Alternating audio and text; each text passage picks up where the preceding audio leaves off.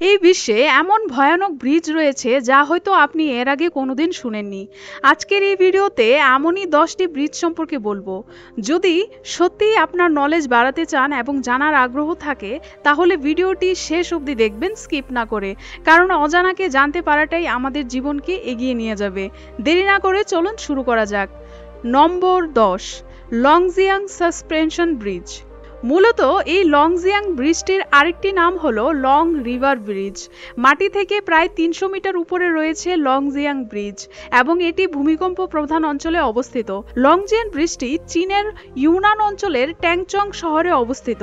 এটিকে মূলত suspension bridge বলা হয়। এটি চায়নার বাওশান এবং ট্যাংচং এই দুটি শহরের মধ্যে যোগাযোগ স্থাপন করে। এটি চীনের ইউনান অঞ্চলে অবস্থিত লংজিয়াং নদীর উপর দিয়ে বানানো হয়েছে বলে এর নাম লংজিয়াং ব্রিজ রাখা হয়েছে। এই সেতুর প্রধান স্প্যানটি বিশাল। এটি 3924 ফুট লম্বা, মানে হলো সেতুর দুইটি স্তম্ভ বা অবলম্বনের মধ্যেকার মূল অংশের দূরত্ব।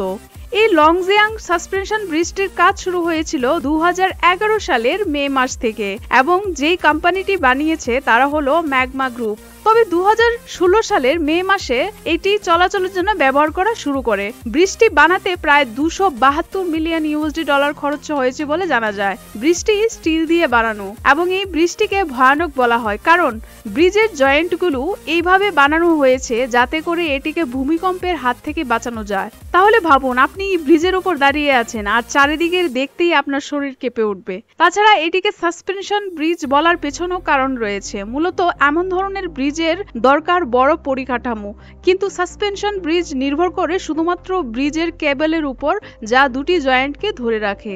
নম্বর 9, হুসেইনি হ্যাঙ্গিং ব্রিজ, পাকিস্তান। এই ব্রিজটি গোলজাল উপত্যকার শীতকাত গ্রামে ব্রিটিশ শাসন আমলে তৈরি করা হয়েছিল। তবে 1968 সালে কারাকোরাম হাইওয়ে নির্মাণের সময় হুনজার মীর মোহাম্মদ জামাল খানের নির্দেশে ব্রিজটি শীষকাত থেকে হুইসানি গ্রামে স্থানান্তরিত করা হয়।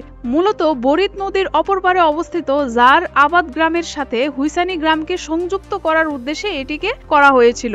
ব্রিজটি 64 মিটার লম্বা এবং 400 ধাপ উঁচু। এটি প্রায় 1 কিলোমিটার পর্যন্ত বিস্তৃত। 1966 এবং 67 সালের মধ্যে এটিকে বানানো হয়েছিল। এটি উত্তর পাকিস্তানের দুর্গম গিলগিট বালিস্তান অঞ্চলে অবস্থিত। হিমবাহ গলিত হুনজা নদীর জলের উপর বিস্তৃত কারাকোরাম পর্বতমালার উঁচু নিচু শৃঙ্গগুলিকে এটি যুক্ত করেছে একটি সূক্ষ্ম সুতার দ্বারা। এখানে সবচেয়ে বিখ্যাত সাসপেনশন ব্রিজ হলো ডাইনোর সাসপেনশন ব্রিজ। ব্রিজটি বানানো হয়েছে স্টিল এবং উডেন প্লাঙ্কস দিয়ে। ব্রিজটি বানিয়েছে প্রেসিডেন্ট জেনারেল আইয়ুব খান। স্থানীয়রা গোজাল উপত্যকাতে অবস্থিত ছোট্ট গ্রাম পাশু এই গ্রামের কৃষিজমি দেখাশোনা করার জন্য ব্রিজটিকে ব্যবহার করে থাকে। নম্বর 8, ক্যারিকে রিড রোপ ব্রিজ। এই ব্রিজটি সমুদ্র পৃষ্ঠ থেকে প্রায় 100 ফুট উপরে অবস্থিত। ব্রিজটির দৈর্ঘ্য প্রায় 66 ফুট। এটি উত্তর আয়ারল্যান্ডের ওন্ত্রিম নামক শহরে ব্যালিন্টোয় গ্রামে অবস্থিত। ব্রিজটি নির্মাণ করেছেন হেইন কনস্ট্রাকশন। এটি চালু করা হয়েছিল 2008 সালে। এখন বলি এই ব্রিজটি কেন এতটা বিখ্যাত। এই ব্রিজটি 1755 সালে স্যালমন ফিশারম্যান দ্বারা নির্মিত করা হয়েছিল এবং এটি আটলান্টিক মহাসাগরের প্রায় 100 ফুট উপরে ঝুলে রয়েছে। ব্রিজটির বয়স প্রায় 250 বছর। ফরাসি ও ভারতীয় যুদ্ধে লড়াইয়ের জন্য কিং জর্জ তৃতীয় মেজর জন ওমসবিকে 1763 সালে এই জমি পুরস্কার হিসেবে দিয়েছিলেন। আর তখন থেকে ক্যারিক এবং অলিভার, যার প্রাক্তন নাম ছিল ওমসবি, পরিচিত হয়ে ওঠে তাদের কোল মাইন্স আর গ্লাসের কাজের জন্য। আর সেই থেকে এর নাম করা হয় ক্যারিকে রিড রো bridge. Number 7, the Sidu river bridge, China. এই ব্রিজটি ডিজাইন করেছিল CCSHCC second highway consultant company limited এবং ব্রিজটি নির্মাণের খরচা প্রায় 720 মিলিয়ন ইউনান, মানে 100 বিলিয়ন ডলারের মতো। বিশ্বের সর্বোচ্চ এই সিধু রিভার ব্রিজটি বানানো হয়েছে রকেট দিয়ে। ব্রিজটি অবস্থান করছে চীনের হুবেই অঞ্চলের বাদং শহরে। এটি 2009 সালে চালু হয়েছিল। সবচেয়ে আকর্ষণীয় একটি ব্রিজ পুরো বিশ্বের মধ্যে। প্রায় 1500 ফুটেরও বেশি উঁচুতে এটি অবস্থিত। অবস্থিত।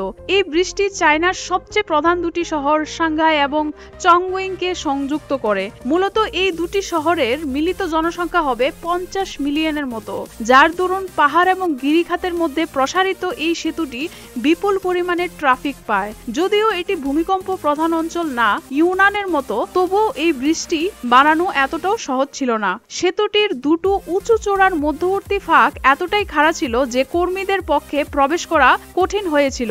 এটির এক পাশ থেকে অন্যদিকে যাওয়া এত কঠিন ছিল যে চূড়াগুলির মধ্যে প্রথম তারগুলি ঢালাই করার জন্য রকেট ব্যবহার করা হয়েছিল। যদিও এমন টেকনোলজি এর আগে কখনো ব্যবহার করা হয়নি। যদিও চীন বলে কথা, নতুনত্ব এদের কাছে সাধারণ ব্যাপার। তাই তো ব্যতিক্রমী সমস্যার ব্যতিক্রমী সমাধান প্রয়োজন।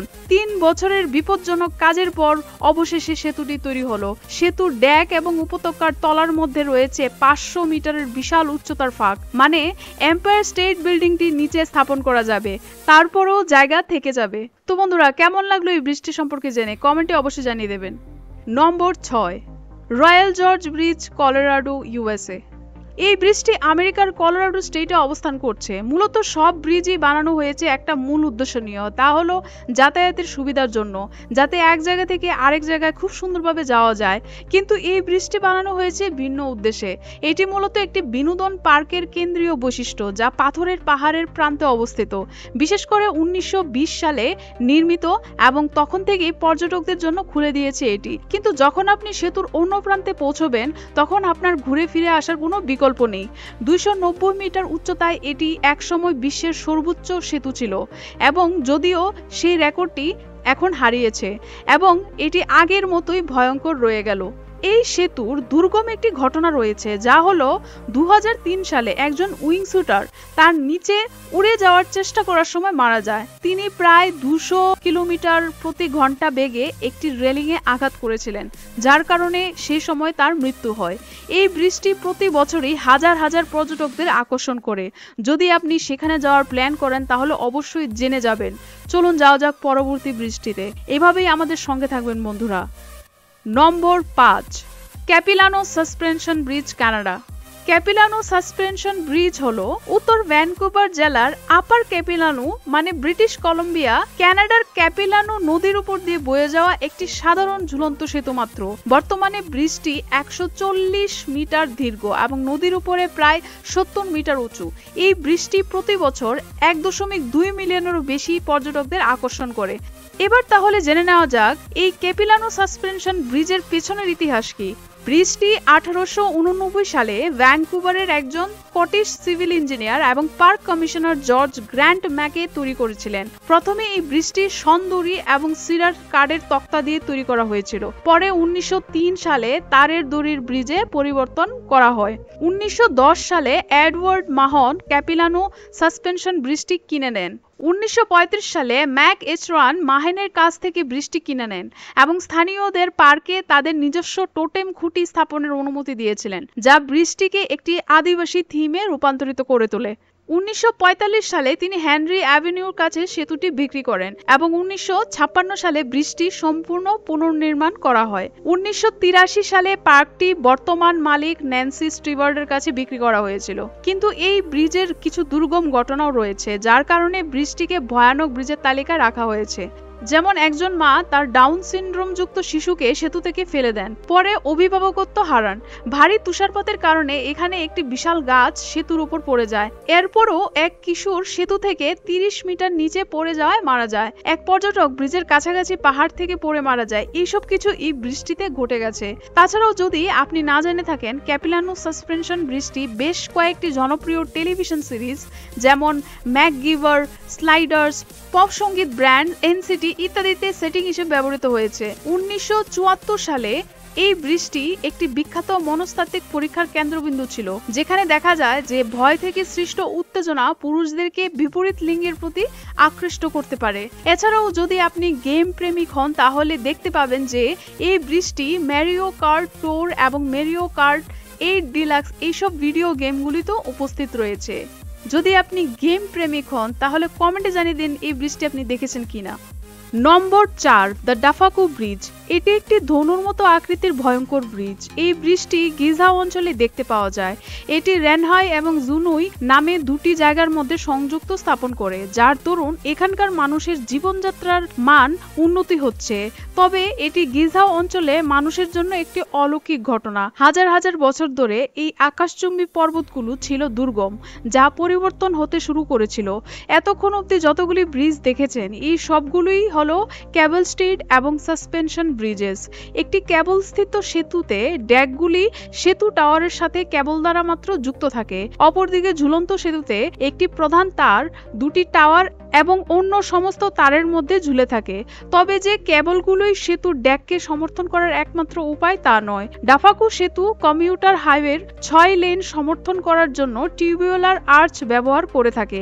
এই ধরনের কাঠামো চীনের মধ্যে অনেকটাই প্রাচীন কাঠামো, যা তারা ব্যবহার করে থাকে। নম্বর 3, ট্রিফট সাসপেনশন ব্রিজ, সুইজারল্যান্ড। আপনি কি জানেন 2004 সালে নির্মাণ করা শুধুমাত্র পায়ে হেঁটে চলার জন্য তৈরি এই ট্রিফট ব্রিজটি সুইজারল্যান্ডের আল্পস পর্বতমালায় অবস্থিত। এর দৈর্ঘ্য 770 মিটার মানে 560 ফুট লম্বা ও মাটি থেকে উচ্চতা প্রায় 100 মিটার মানে 330 ফুট। সুইজারল্যান্ডের গ্যাডমেনের কাছে অবস্থিত ট্রিফট হ্রদকে অতিক্রম করে চলে গেছে এই ব্রিজটি। ট্রিফট হিমবাহ দেখতে প্রতি বছর প্রায় 20,000 পর্যটক এখানে আসেন। ভাবুন, আপনি সুইস আল্পসের হৃদয়ে শূন্যে ঝুলছেন। আপনার পায়ের নিচে 100 মিটার গভীরতায় একটা হিমবাহ হ্রদ, আর আপনি সেই ঝুঁকিপূর্ণ পথ পাড়ি দিচ্ছেন ট্রিফট ব্রিজের উপর দিয়ে। 2009 সালে বর্তমান ব্রিজটি চালু হওয়ার আগে 2004 সালে এখানে আরও একটি ব্রিজ ছিল। এই ব্রিজ কেন এত বিশেষ? এটি আল্পস পর্বতমালার দীর্ঘতম এবং উচ্চতম পথচারী সেতুগুলোর একটি। মূলত একটি হিমবাহ পৌঁছানোর জন্য এই ব্রিজ বানানো হলেও এখন এটি সাহসী পর্যটকদের আকর্ষণের কেন্দ্রবিন্দু। কিভাবে সেখানে যাবেন? এটা কিন্তু সহজ যাত্রা নয়। ব্রিজে পৌঁছতে হলে মেরিনজেন থেকে কেবল কার উঠতে হয়, তারপর গন্ডোলা করে যেতে হবে। সবশেষে 1.5 ঘন্টা হাঁটা পথ পাড়ি দিয়ে তবেই ব্রিজে পৌঁছানো সম্ভব। তবেই আপনি যেতে পারবেন সেই রোমাঞ্চকর জায়গায়। নম্বর 2, এগুলে ডু মিডি ব্রিজ, ফ্রান্স। এগুলো ডু মিডি হলো এমন একটি পর্বত যা ফ্রান্স আল্পসের মন্ট ব্ল্যাঙ্ক ম্যাসিফে অবস্থিত এবং এটি 3842 মিটার লম্বা। এই ডু মিডি ব্রিজ হলো সমুদ্র পৃষ্ঠ থেকে 3777 মিটার উপরও একটি ছোট সেতু। এই এগুলি ডু মিডি এটি তার তারের গাড়ির কেবলের কারের জন্য পরিচিত, যেটি 1955 সালে নির্মিত হয়েছিল এবং প্রায় 2 দশক ধরে বিশ্বের সর্বোচ্চ কেবল কারের শিরোনামে ছিল। এই কেবল কারটি দর্শকদের চ্যামনিক্স এর কেন্দ্র থেকে প্রায় 20 মিনিটের মধ্যে এইগুলো ডু মিডির চূড়ায় নিয়ে যায়। মূলত দর্শকরা এই কেবল কারের মাধ্যমে শিখরে পৌঁছতে পারেন। চ্যামনিক্স থেকে 20 মিনিটের যাত্রায় এখানে অবিশ্বাস্য কিছু দৃশ্য দেখতে পাওয়া যায়। চূড়ায় একটি কেবল কারের ধারণাটি মূলত 1909 সালের দিকে প্রস্তাব করা হয়েছিল। প্রথম বিভাগ লেস প্যালেরিনস, লা পারা 1924 সালে খোলা হয়েছিল।